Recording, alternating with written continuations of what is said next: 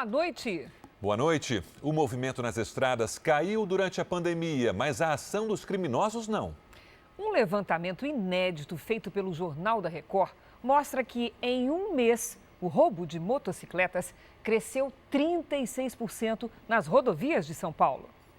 Os jovens que à beira da estrada empinam pipa, na verdade são assaltantes e na primeira oportunidade mostram o porquê de estar ali.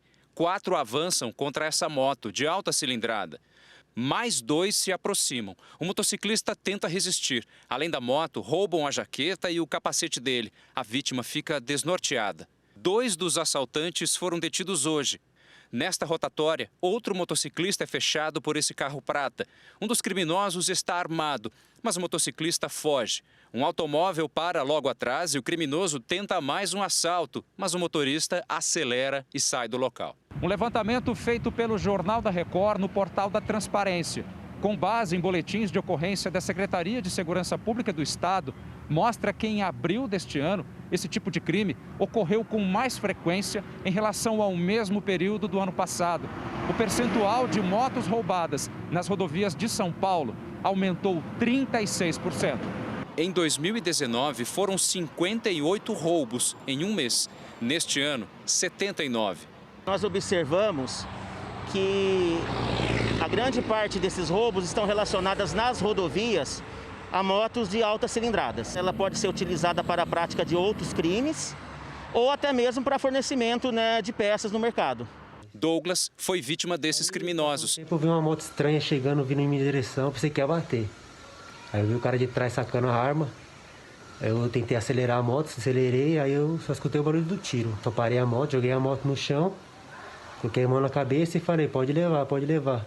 Agora, resta uma lição. Não reage, se tiver, coloca seguro, que esses caras não têm nada a perder. Veja agora outros destaques do dia. Governo deve assinar acordo para produzir vacina de Oxford. São Paulo pode já ter 1 milhão de casos de Covid. Presa a quadrilha que traficava cocaína em estátuas. Senado vota adiamento das eleições municipais. Terremoto causa alerta de tsunami no México.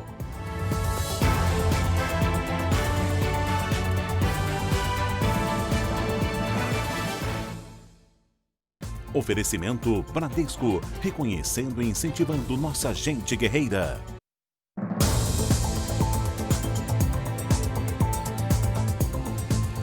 Um tiroteio durante a madrugada assustou os moradores do Morro da Providência, no Rio de Janeiro. Pela manhã, a Polícia Militar fez uma operação na comunidade, que é a mais antiga da cidade.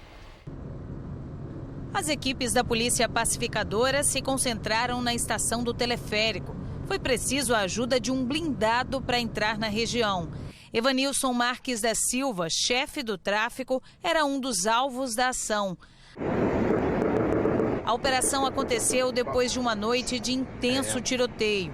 Foram mais de 2 horas de confronto. Da janela de casa, os moradores registraram o barulho das rajadas de tiros. Quem ainda estava na rua precisou procurar abrigo. Segundo a Polícia Militar, o confronto aconteceu depois que traficantes atacaram uma equipe que fazia patrulhamento no local. Ninguém ficou ferido. A rede elétrica foi atingida e parte da comunidade ficou sem luz. De um lado, o prédio do Comando Militar do Leste. Do outro, o edifício onde fica a Secretaria de Segurança Pública do Estado. E bem no meio, o Morro da Providência, a comunidade mais antiga do Rio de Janeiro. Mas por aqui nem a proximidade com os órgãos de segurança inibe a ação dos criminosos. Nos 6 primeiros meses desse ano, 9 tiroteios aconteceram na Providência. 3 pessoas morreram nesses confrontos. É medo que a gente tem, né? Uma bala perdida. A gente já pegou 15 para as 5 da manhã tiroteio por aqui, aí as pessoas corriam de um lado para o outro. E a gente fica assustado em sair de casa, né? Um homem foi preso suspeito de estuprar 4 mulheres em Praia Grande, litoral de São Paulo. Entre as vítimas, uma jovem de 15 anos. O vídeo mostra o suspeito de bicicleta se aproximando da adolescente de 15 anos, que está de patins. A rua é calma e escura. São quase 8 da noite. Ele a puxa pelo braço, em seguida comete o abuso. A irmã da menor conta que ele fez ameaças. Falou que se ela tentasse correr ou se ela tentasse gritar, ele ia estrangular o pescoço dela. E foi isso que ela ficou com medo. Porque 15 anos, ele tem 1,75 m. Imagens de outras câmeras de segurança revelam que ele seguiu a vítima por quase 1 hora. O suspeito, Bruno Guimarães, de 24 anos, foi preso e confessou o crime. Depois da prisão, outra jovem, de 19 anos, procurou a polícia e contou que no ano passado foi abordada pelo homem quando voltava para casa de bicicleta pela ciclovia da praia. Ele pediu para encostar, sair da ciclovia e falou assim, não faz nada, senão eu vou te machucar. Vamos descer aqui, me ajuda a descer a bicicleta e finge que é uma namorada. A polícia acredita que ele possa ter feito mais vítimas. Até o momento apareceram 2 vítimas e 2 pessoas que foram por ele abordadas, mas não chegaram a sofrer nenhum tipo de violência. O Ministério da Justiça estabeleceu um padrão para as investigações de feminicídio. O objetivo é diminuir a impunidade de um tipo de crime que coloca o Brasil quase no topo do ranking mundial. A cada 7 minutos, uma mulher é morta no país simplesmente por ser mulher. As imagens mostram o momento em que Adriana Macena, de 31 anos, cai e morre no meio da rua. Ela foi morta pelo ex-namorado, Alifer Pereira, de 19 anos, que não aceitou o fim da relação. A pena do feminicídio é a mesma do homicídio qualificado, que é de 12 a 30 anos. Segundo o Alto Comissariado das Nações Unidas para os Direitos Humanos, o Brasil ocupa o 5º lugar no mundo como o país com o maior número de casos de feminicídio. Perde apenas para El Salvador, Colômbia, Guatemala e Rússia. Durante o isolamento social, esses números aumentaram. Entre março e abril, eles saltaram de 117 para 143. Nunca se matou tanta mulher na história do Brasil como nessa quarentena. Então, o número de feminicídios e desaparecimentos de mulheres foi tão grande que o Ministério da Justiça realmente teve que tomar uma posição. Um protocolo do Ministério da Justiça e Segurança Pública, publicado no Diário Oficial da União nesta terça-feira, padroniza as investigações de feminicídio. O documento é destinado às polícias civis e órgãos de perícia criminal de todo o país. A partir de agora, quando a morte violenta de uma mulher for registrada e houver dúvidas sobre a motivação, o crime deve ser investigado como feminicídio. Com o documento, as vítimas passam a ter prioridade na realização de exames periciais. A adoção do protocolo fica a critério dos estados e do Distrito Federal. Uma denúncia anônima trouxe alívio para uma mãe que tinha acabado de dar à luz a uma criança na maior maternidade pública do Pará. Horas antes, o bebê havia desaparecido de forma misteriosa. O vídeo foi feito por uma tia assim que o bebê chegou à enfermaria do hospital. Família, olha quem chegou, família. Alegria que durou pouco mais de 2 horas. Na madrugada, o Luiz Carlos sumiu do berço que ficava ao lado da cama da mãe. O desaparecimento aconteceu na maior maternidade pública do Pará. A polícia foi chamada e a mãe fez um apelo emocionado na internet. Meu filho estava aqui, cochilei e quando eu me espantei, meu filho tinha um levado. Só quero que devolva meu filho, pelo amor de Deus. A polícia encontrou o recém-nascido depois de receber uma denúncia anônima. O bebê estava numa casa num distrito de Belém, a cerca de 25 quilômetros de distância da maternidade. Ele estava com uma mulher que foi presa. Em depoimento, a suspeita disse que viu o bebê no dia em que ele nasceu e foi aí que decidiu cometer o crime. Segundo a polícia, a mulher que raptou o recém-nascido passou por uma gravidez psicológica no mês passado, o que teria aumentado o desejo dela de ter um bebê.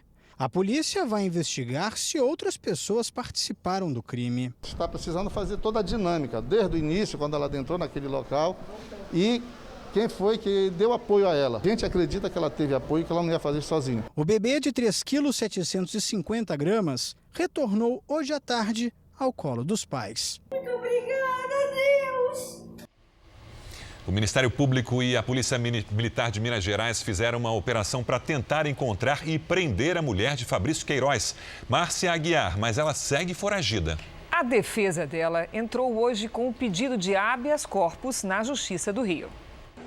Um dos mandados de busca e apreensão foi cumprido neste imóvel em Belo Horizonte. No andar de cima, policiais do batalhão de choque pularam a janela para tentar entrar em um cômodo que estava trancado. O dono do imóvel chegou pouco depois e abriu a porta. Os policiais saíram sem levar nada. Ela é esposa do Queiroz, mas não tem intimidade com nós. Acompanhados de integrantes do Ministério Público do Rio, os policiais fizeram buscas em outros 3 endereços ligados a parentes de Fabrício Queiroz. Márcia Oliveira Aguiar, mulher de Fabrício Queiroz, tem uma ordem de prisão expedida pela Justiça do Rio de Janeiro desde a última quinta-feira. Ela é acusada de ajudar numa suposta obstrução da Justiça durante as investigações de operações financeiras suspeitas na Assembleia Legislativa do Rio. Queiroz era assessor do então deputado estadual Flávio Bolsonaro, filho do presidente. Fabrício Queiroz foi preso também na quinta passada. Essa foto é da entrada de Queiroz no presídio de Bangu, no Rio de Janeiro.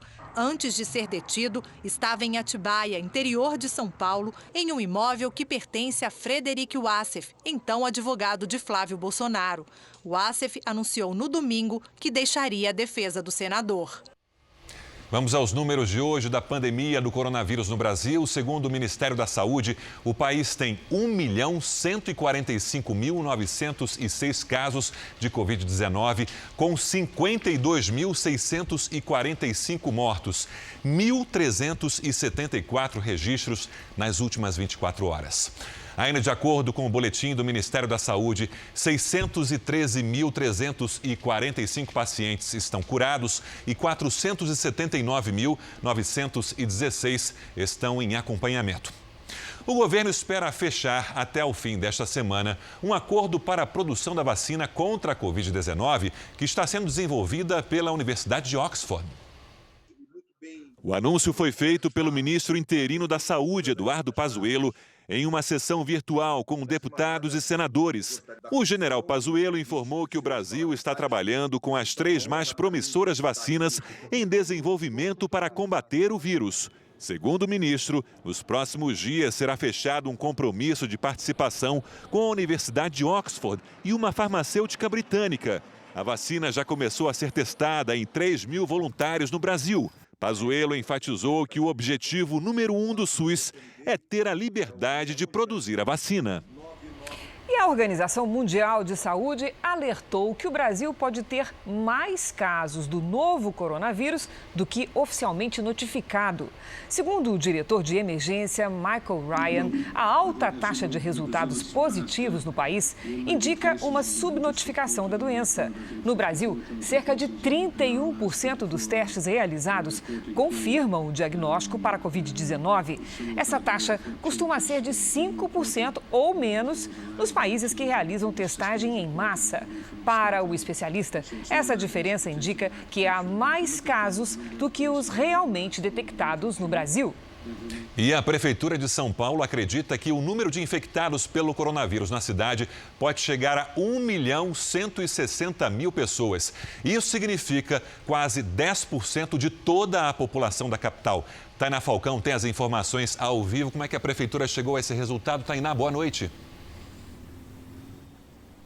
Oi, Sérgio, boa noite para você, boa noite a todos. Por meio de uma pesquisa que identifica a imunidade da população, chamado inquérito sorológico.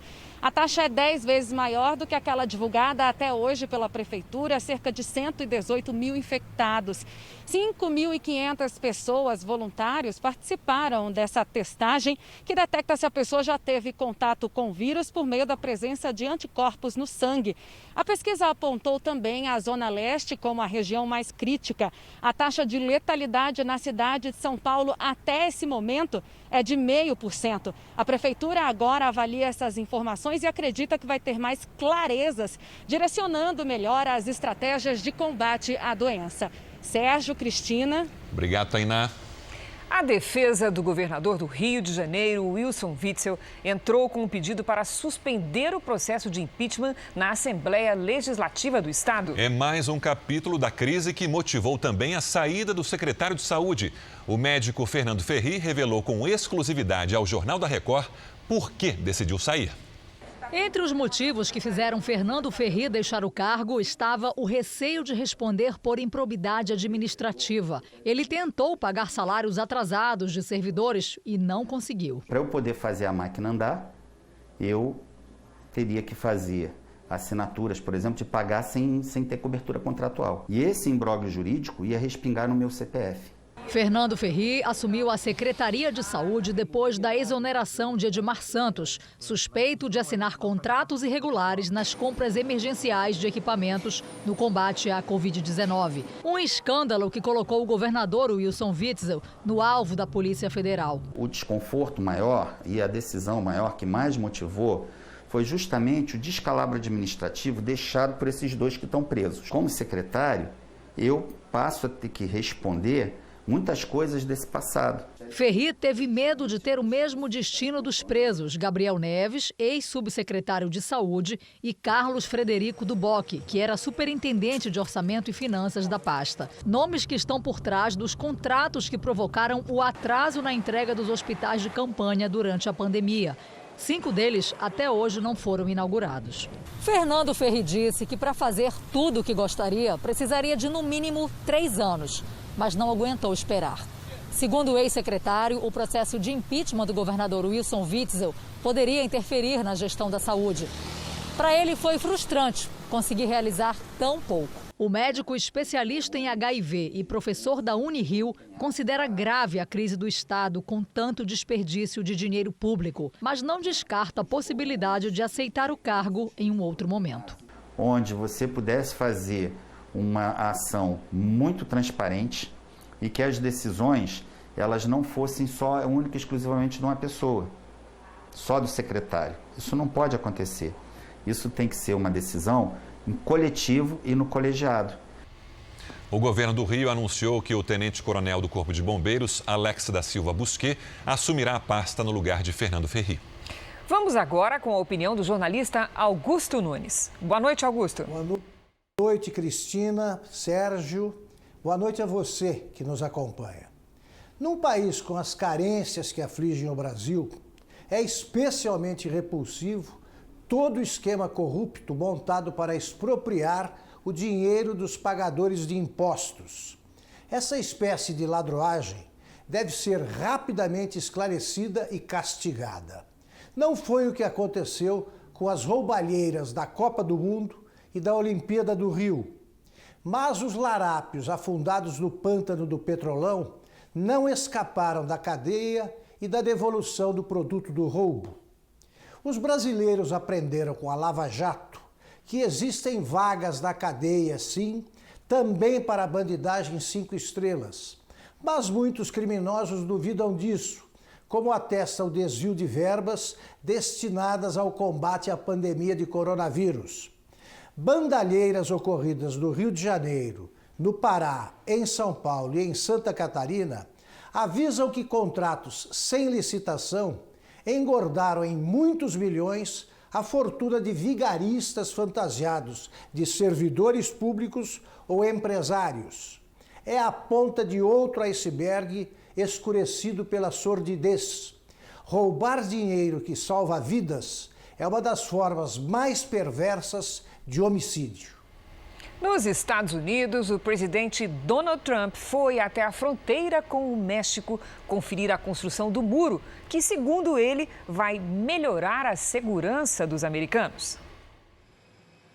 Donald Trump comemorou os mais de 300 quilômetros de extensão do muro e disse que até o fim do ano ele terá mais de 800 quilômetros. A construção é uma das promessas do presidente e, segundo ele, vai proporcionar mais segurança aos Estados Unidos. Outra medida do presidente, que passa a valer a partir de amanhã, vai impactar empresas e trabalhadores do país. Trump suspendeu a emissão de vistos de trabalho a estrangeiros. Segundo ele, é uma tentativa de aumentar a contratação de americanos para reduzir os impactos na economia. A suspensão de vistos deve durar até 31 de dezembro, mas o prazo pode ser estendido. Um grupo formado por ex-integrantes da Igreja Universal em Angola invadiu igrejas e agrediu pastores e funcionários. A violência teria como objetivo a ocupação e o controle dos templos, de onde esses ex-integrantes foram desligados após denúncias de condutas impróprias e até atos criminosos. As gravações feitas com aparelhos celulares mostram o tumulto e a agressividade durante as invasões às igrejas na capital Luanda.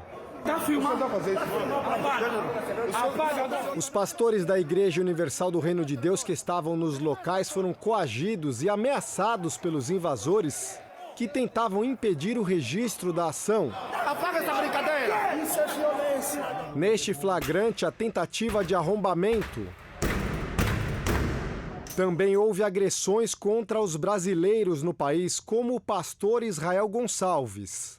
Foram nos empurrando, dando gritos e veio um grupo muito grande para cima de todos nós. Éramos ali uns 5 ou 6 pastores oficiais da igreja e todos nós fomos agredidos com socos, com chutes. Por fim, um deles com algum objeto, não posso identificar o que era, mas ele me bateu com alguma coisa aqui no supercílio e me abriu o supercílio e machucou bem a face, atingiu o olho também. E aí eu caí e eles continuaram a me agredir no solo, até que um dos pastores que estavam comigo ali veio em meu socorro, me ajudou a levantar e eu pude então sair dali. O movimento que estimula as invasões às igrejas da Universal em Angola é formado por ex-pastores e ex-bispos que foram desligados da instituição por condutas impróprias e atos considerados imorais ou até mesmo criminosos. No fim do ano passado, o mesmo grupo se articulou para espalhar boatos e até fraudou um documento para tentar simular uma ruptura com a cúpula da igreja no Brasil. Tudo foi desmentido. Depois das invasões, o grupo de ex-integrantes da Universal de Angola alegou ter o controle de 42% das igrejas na capital e no interior. As autoridades no país foram acionadas. A violência contra os religiosos brasileiros provocou uma reação imediata do embaixador brasileiro em Angola, Paulino Franco de Carvalho Neto. É uma situação delicada, sem dúvida. A embaixada tem trabalhado junto com as autoridades locais para fazer ver a nossa preocupação e pedir às autoridades policiais angolanas que elas, dentro da sua competência, elas possam coibir esses abusos e evitar que propriedades, igrejas sejam invadidas e que cidadãos brasileiros, membros da Igreja Universal, sofram atos de violência. Isso é inaceitável. A Igreja Universal do Reino de Deus está presente em 127 países nos 5 continentes. Só em Angola está desde 1992 e hoje tem mais de 500 mil fiéis. Em um comunicado, a Universal em Angola diz que os ex-pastores e ex-bispos afastados, tomados por sentimento de ódio, utilizaram de ataques xenófobos, agrediram e feriram pastores e esposas de pastores e funcionários, usando a violência com o objetivo de tomar de assalto a igreja com propósitos escusos. Aqueles homens que estavam ali naquele momento partiram para essa agressão toda. Esses homens eles já foram nossos companheiros aqui de trabalho. É uma sensação assim de decepção em relação a eles, sabe? Uma coisa assim assustadora. Veja daqui a pouco, tentativa de assalto a carro forte termina com seguranças feridos. E também, caminhão do Corpo de Bombeiros atropela 6 pessoas durante ocorrência de incêndio.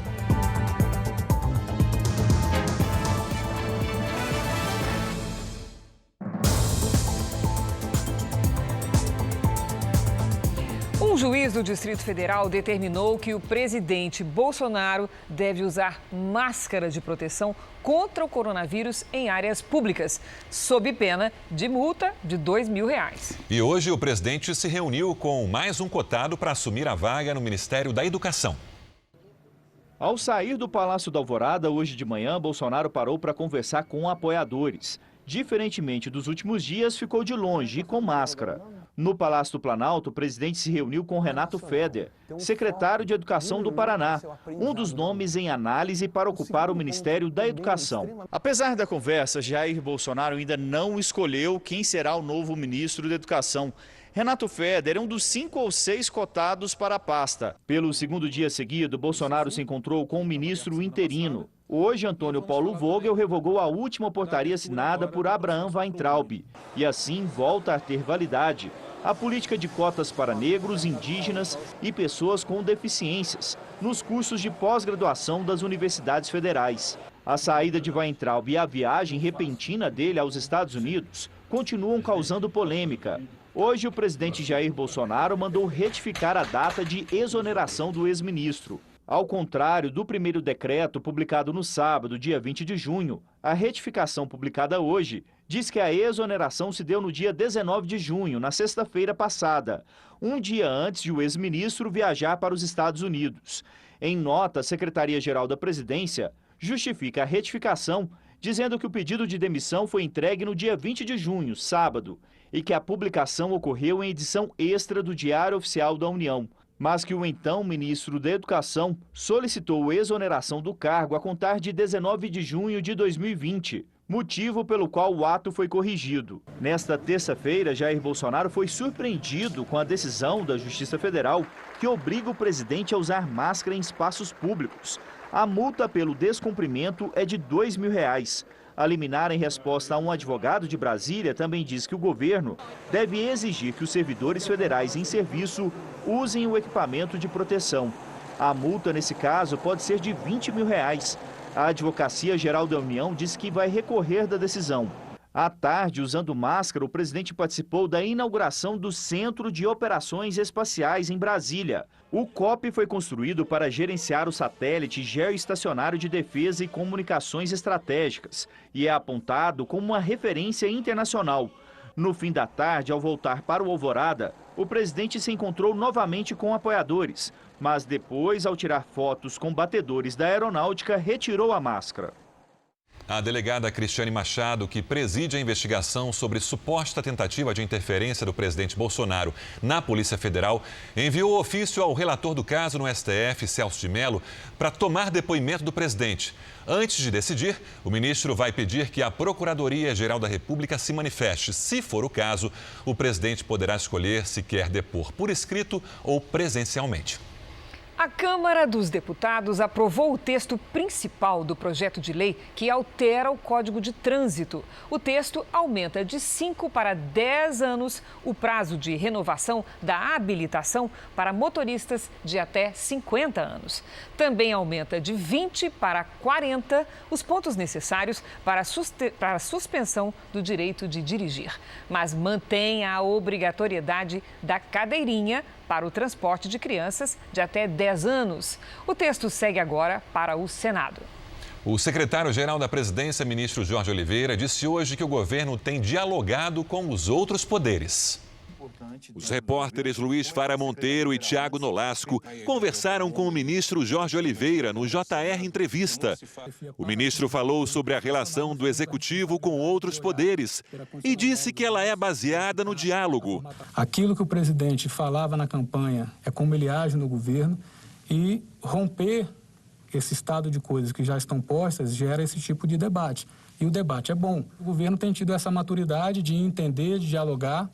Não é fácil, por óbvio não é fácil, mas a democracia é assim, nós respeitamos e primamos por isso. O ministro também comentou decisões recentes tomadas pelo Supremo Tribunal Federal e pelo presidente. As decisões monocráticas, elas sempre podem ser questionadas justamente por, muitas vezes, estar parametrizada por um juízo de valor único, né, não ter sido debatida de maneira mais plural.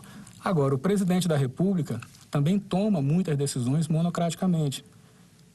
O que diverge é que o presidente tem uma legitimidade hoje de 57 milhões de brasileiros que votaram nele, mas governa para todos. E explicou o motivo da retificação na data de exoneração do ex-ministro Abraham Weintraub. Que já havia sido dado publicidade na intenção do ex-ministro Abraham agora de se ausentar do governo. numa conversa que teve com o presidente da República, até divulgou isso num vídeo nas redes sociais sobre isso. O presidente aqueceu com esse pedido do ministro. O ministro fez uma viagem, aparentemente, na sexta-feira, deixou uma carta assinada nesses termos, solicitando a exoneração dele a contar do dia 19. Nessa publicação não constava a contar de que data. Não constando, ficaria a data da publicação, como foi feito. Sábado, dia 20. Primeiro. Sábado, dia 20. Nós fizemos a retificação do ato, mantendo a exoneração dele, a pedido, como foi feito, e a contar da data em que ele manifestou e havia previamente tratado com o presidente. Você pode assistir ao JR Entrevista com o ministro Jorge Oliveira às 10 da noite na Record News e em todas as plataformas do Jornal da Record. E os melhores momentos desse encontro você também pode rever no JR 24 Horas. Veja a seguir: nuvem de gafanhotos se aproxima do Brasil e deixa agricultores em alerta. E também o gesto de solidariedade de uma empresa para combater os efeitos da pandemia.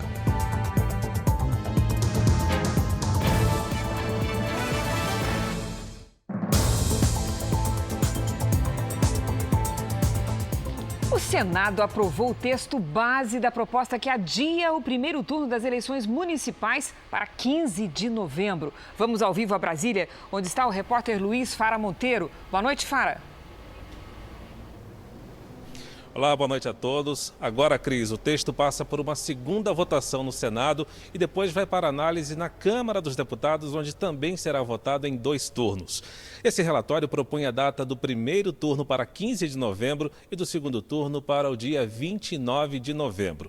Mesmo assim, caso não haja condições sanitárias em alguma cidade ou região, ficaria sob responsabilidade do Tribunal Superior Eleitoral a marcação de uma nova data para a eleição, com o limite em 27 de dezembro.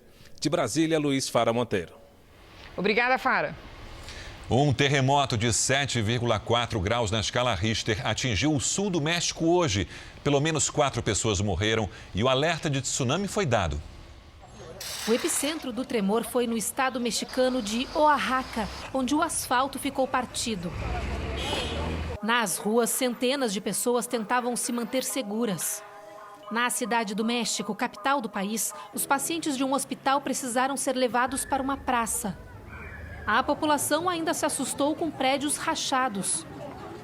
Nessas imagens feitas pela brasileira Roberta Ferro, o prédio balança como se fosse de brinquedo.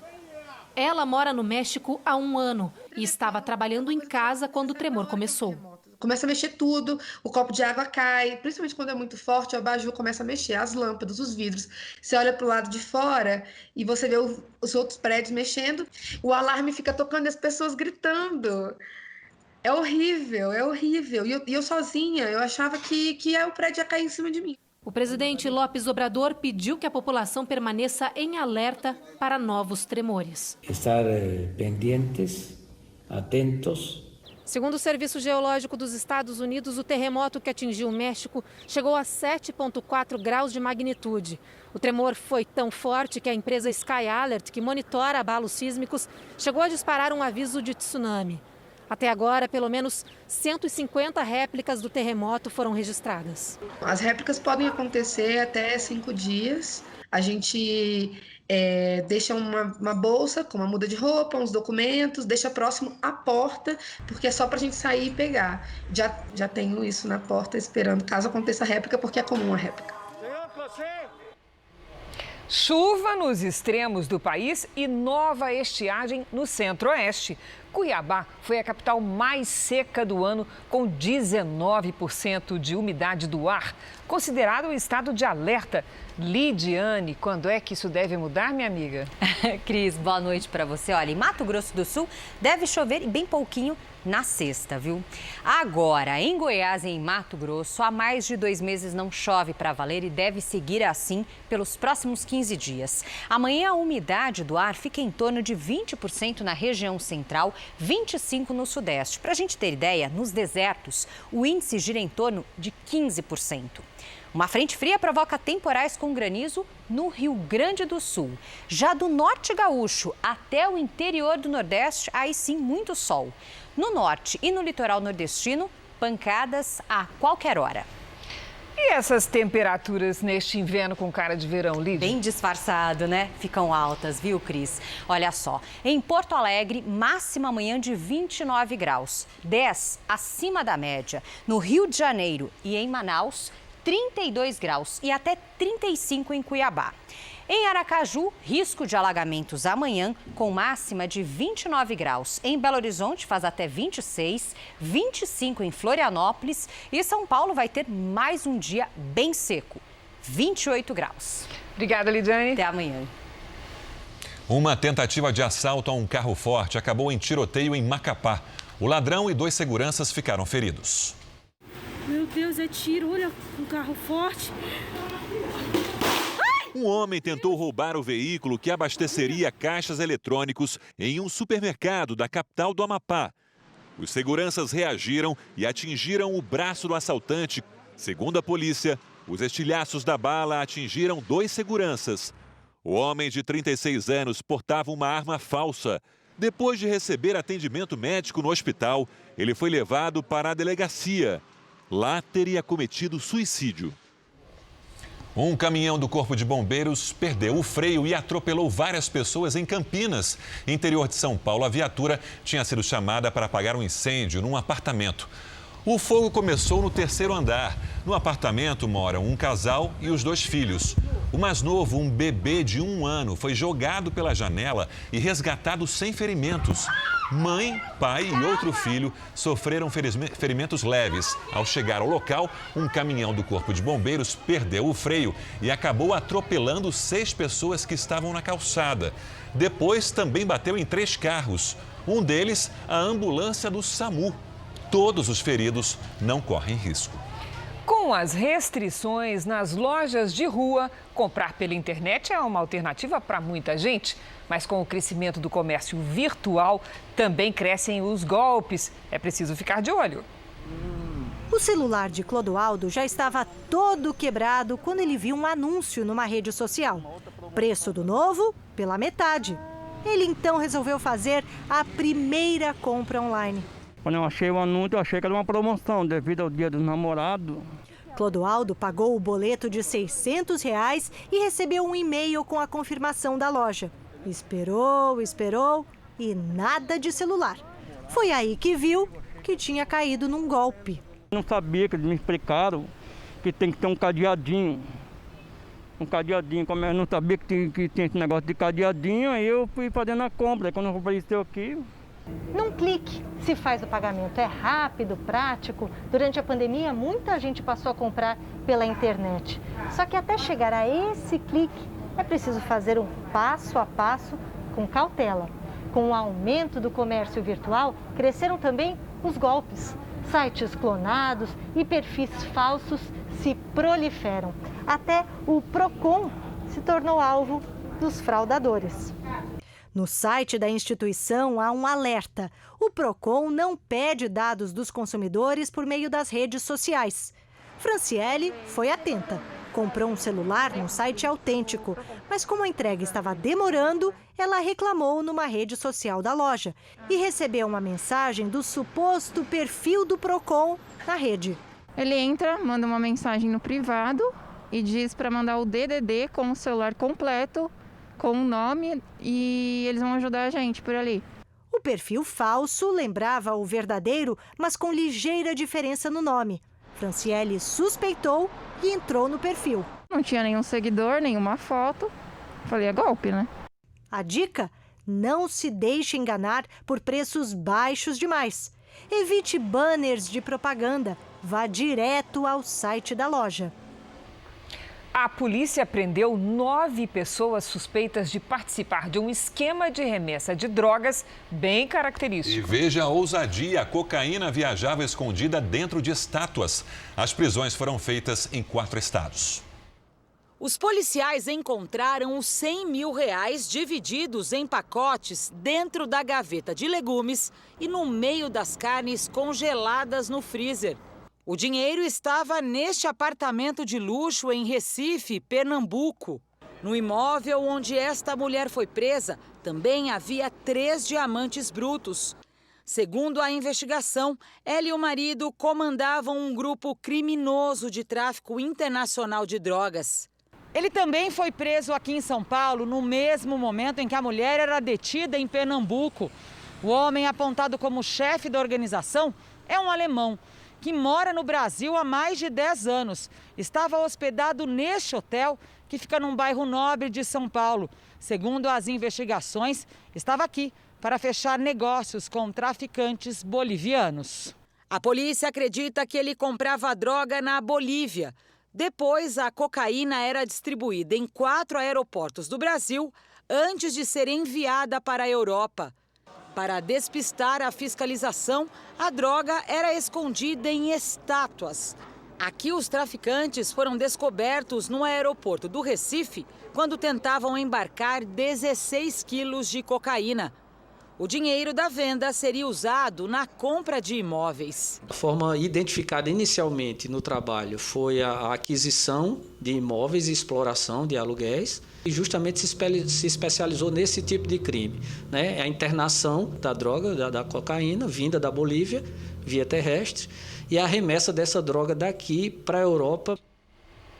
A Lagoa Rodrigo de Freitas, no Rio de Janeiro, é um patrimônio da cidade, que o ex-prefeito Eduardo Paes decidiu dividir com empresários do setor imobiliário. Um deles, amigo e doador de campanha. Na área tombada foi erguido um edifício de luxo e até o pai do ex-prefeito tem um apartamento no prédio. A reportagem é do Núcleo Investigativo do Jornalismo da Record TV.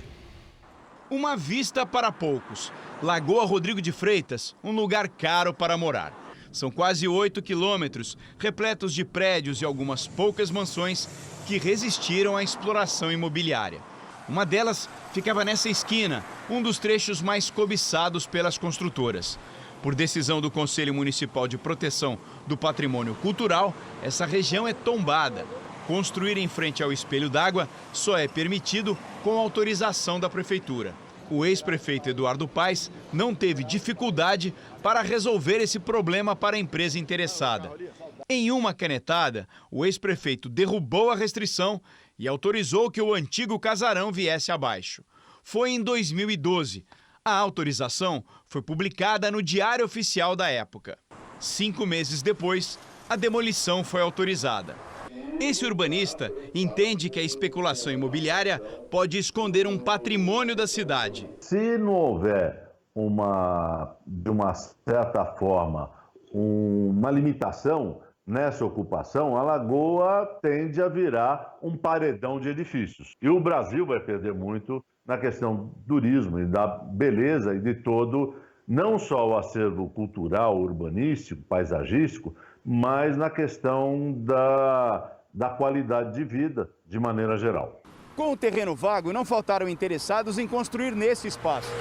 Um grupo que reuniu 8 empresários de construtoras diferentes assumiu o projeto desse prédio de 6 andares. Um dos investidores é amigo de Eduardo Paes e um dos maiores doadores de campanhas eleitorais do ex-prefeito. Rogério Schor é um homem forte no setor de empreendimentos imobiliários do Rio. Começou vendendo pequenas casas na zona oeste da cidade. Expandiu os negócios até a Zona Sul, a região mais valorizada do Rio. No mesmo ano em que o terreno na Lagoa foi desocupado, Schor foi generoso com Eduardo Paes. O empresário doou do próprio bolso R$ 75 mil para a campanha de reeleição. O bom relacionamento entre os dois abriu portas na prefeitura para o empresário. Ele passou a atuar no conselho da cidade, que criou um plano de desenvolvimento para o Rio, que iria receber grandes eventos. A construtora dele teria participado da revitalização do Porto do Rio de Janeiro e áreas do centro da cidade. Lembra do edifício da Lagoa? Ele foi legalizado em 2016. Rogério Schor comprou um dos apartamentos do edifício. Outra unidade foi comprada pelo pai do ex-prefeito, Valmar Paes. Na época, ele teria pago R$ 2 milhões, parte em dinheiro vivo. O imóvel, no primeiro andar, tem 175 metros quadrados. Valmar Paes é advogado e já esteve na mira do Ministério Público do Rio de Janeiro. Ele teria 2 empresas no Panamá, um paraíso fiscal. Entre os sócios, a mulher Consuelo da Costa Paes, mãe do ex-prefeito.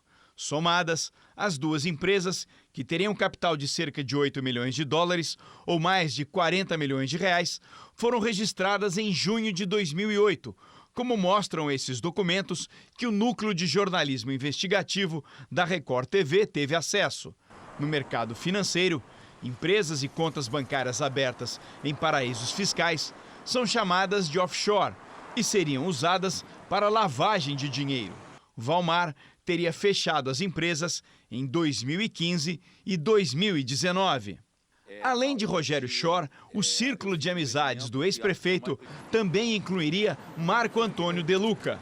As empresas dele chegaram à prefeitura em 2008, início da gestão de Eduardo Paes. Em 4 anos, a Prefeitura do Rio teria pago 730 milhões de reais a De Luca. O empresário que fez fortuna com contratos públicos foi preso em 2017 na Operação Ratatouille. Hoje está em liberdade. De Luca foi condenado por corrupção, lavagem de dinheiro e organização criminosa no esquema comandado pelo ex-governador Sérgio Cabral. As propinas pagas pelo empresário garantiam contratos para fornecer merenda para escolas e quentinhas para presídios do estado. O desvio de dinheiro público chega a 113 milhões de reais. O ex-prefeito Eduardo Paes afirma que nenhum procedimento de destombamento e licenciamento de áreas passa pelo prefeito e que durante 8 anos em que esteve na prefeitura, todos os destombamentos e licenciamentos foram para construir prédios ou casas. Isso não é impeditivo para que qualquer pessoa da família dele ou até ele mesmo tenha adquirido qualquer imóvel. O empresário Rogério Schorr negou ter construído o prédio citado na reportagem. Disse ainda que vendeu a construtora em 2011 e ficou proibido por contrato de fazer novos empreendimentos por 4 anos. Nós não conseguimos falar com as defesas de Valmar Paes, pai do ex-prefeito, e do empresário Marco Antônio De Luca. Uma nuvem de gafanhotos que se aproxima do Rio Grande do Sul deixou as autoridades e agricultores em alerta. A nuvem avança pelo leste argentino e se aproxima da fronteira brasileira. Em 1 quilômetro quadrado pode haver até 40 milhões de insetos. O vento e as altas temperaturas na região fazem com que a praga se movimente ainda mais rápido. Os gafanhotos destroem lavouras e pastagens. As autoridades gaúchas preparam medidas para evitar estragos na agricultura. O tenista sérvio Novak Djokovic, atual número 1 do mundo, testou positivo para o coronavírus. O atleta foi criticado após organizar um torneio amistoso com pouca segurança em plena pandemia. Ele é o 4º atleta que participou a ser contaminado. A esposa de Djokovic, que está grávida, também testou positivo. Ele lamentou o ocorrido e a competição acabou cancelada no meio. Muitas empresas do Brasil têm feito milhares de ações solidárias para combater os efeitos da pandemia. Uma das maiores produtoras de lácteos do país já doou mais de 140 toneladas de alimentos em pelo menos 7 estados. Uma das entregas aconteceu na periferia de São Paulo.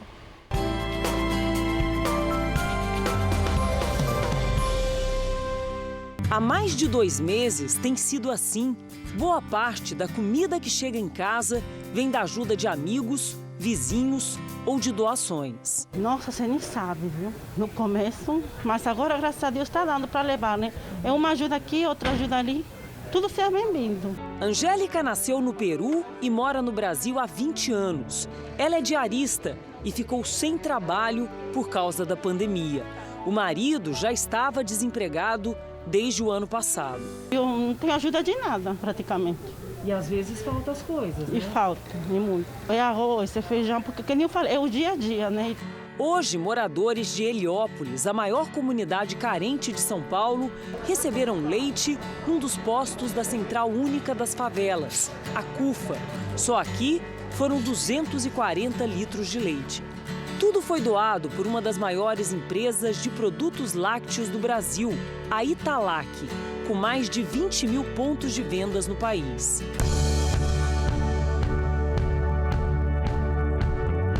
Nos últimos 3 meses, a Italac doou 12 mil litros de leite. Desde Desde o início da pandemia, foram doadas para famílias carentes e ONGs 140 toneladas só de alimentos. A prioridade de distribuição são aqueles estados onde a empresa já tem fábrica ou grandes pontos de venda, como Goiás, Minas Gerais, Rio Grande do Sul, Pará, Paraná e agora as favelas de São Paulo. Doamos também mais de 1.000 testes rápidos para diagnóstico do Covid-19. Ventiladores pulmonares, equipamentos de proteção individual, higiene e limpeza. A Central Única das Favelas já recebeu quase 10 toneladas em doações. Só na Grande São Paulo, 250 comunidades foram beneficiadas. Após pandemia, a fome vai continuar. Vai aumentar mais ainda. Então a gente pede encarecidamente que essas empresas não parem as suas doações, que os doadores anônimos não parem, continuem a doar, que a gente vai fazer chegar a essas pessoas que realmente precisam. A Italac se solidariza com as famílias de todo o país. Sabemos que cada um fazendo sua parte, somamos forças para uma recuperação mais rápida. Estamos juntos nessa, tudo isso vai passar.